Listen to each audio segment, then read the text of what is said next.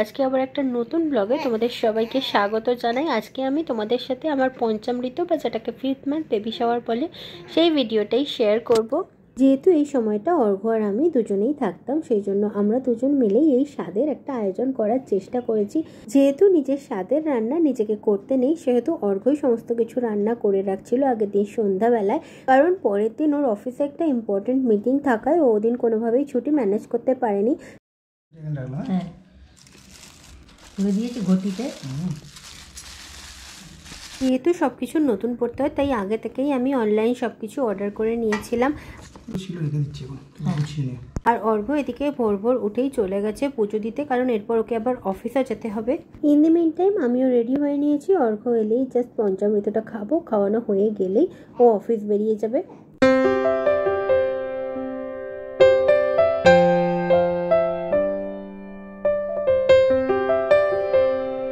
আমাদের নিয়মে যেমনটা আছে তেমনটাই ও মন্দিরে গিয়ে ভালো মতো পুজো দিয়ে পঞ্চামৃত বানিয়ে আর বাকি সমস্ত কিছু করে নিয়ে চলে এসেছে খুব তাড়াতাড়ি।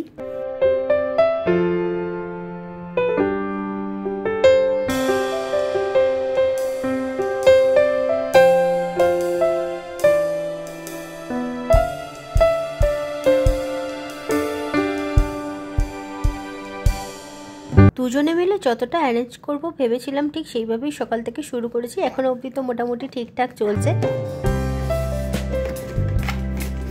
আমাদের নিয়মে মোটামুটি 5 ধরনের স্ন্যাক্স সকালের দিকে একটু অ্যারেঞ্জ করতে হয়, তো মিও আমর থেকে 5 টাইপের স্ন্যাক্স নিয়ে এসেছে। Fish chop, chicken spring roll, chicken patties, veg patties, paneer pop, মোটামুটি যেগুলো আমি ভালোবাসি সবগুলোই নিয়ে এসেছে।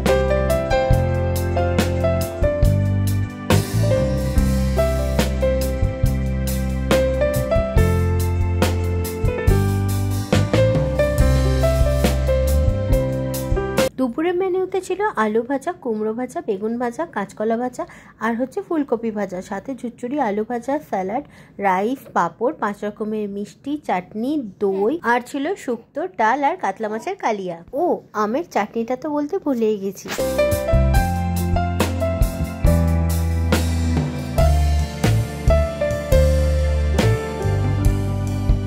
অর্ঘ্য লাঞ্চ টাইমে এসে আমাকে সমস্ত কিছু নিজের হাতে সাজিয়ে গুছিয়ে সব কিছু অ্যারেঞ্জ করে খেতে বসিয়ে দিয়ে আবারও কিন্তু অফিস বেরিয়ে যাবে। আজকের দিনটা সত্যি ওর কাছে ভীষণ হেক্টিক ছিল। অফিসে যেহেতু ছুটিটা ম্যানেজ করতে পারেনি, তাও কিন্তু ও সব কিছু চেষ্টা করেছে খুব ভালোভাবে অ্যারেঞ্জ করে দেওয়ার।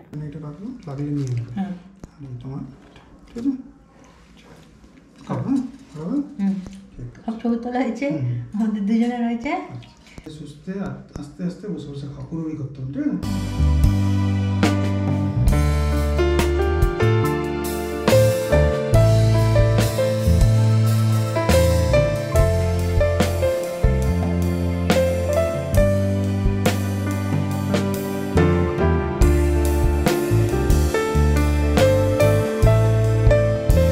দিনটাকে ঠিক যেভাবে প্ল্যান করা হয়েছিল আমরা সকাল থেকে দুজনে মিলেই চেষ্টা করেছি যেন সব কিছু ঠিকঠাকভাবে হয়, কারণ এই স্মৃতিগুলোই তো থেকে যায়, এই জিনিসগুলোই মনের মধ্যে থেকে যায়।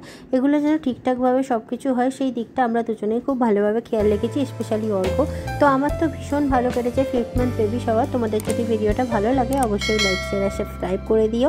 তাহলে দেখা হচ্ছে অন্য একটা ব্লগে, ততক্ষণে যেন টাটা।